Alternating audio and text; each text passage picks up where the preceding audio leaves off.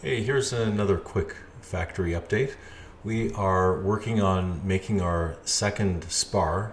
This is the fiberglass spar that's kind of like a collar that fits over top of the steel spar that is floating on the water.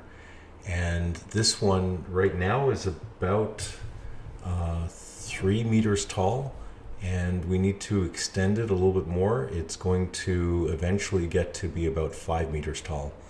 And we're going to do this a little bit different from the last one we did. The last one we made was quite thick, about several centimeters thick.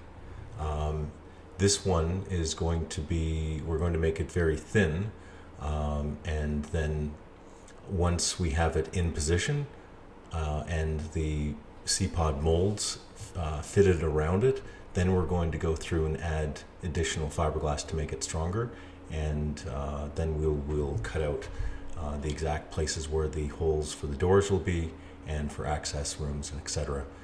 So we're doing it a little bit different on this one. Last time we just made a very long spar, which was about 8 meters tall, and this one's going to be only about 5 meters tall. And we thought we would save some material instead of making it really thick all the way around and then cutting out a large section for different doors and windows. We would do that afterwards and just make it very thin, just to get everything placed. So this is what it looks like. This is how we're using these fiberglass rolls. That's how they come in, these big long rolls of fiberglass, and we just wrap it around the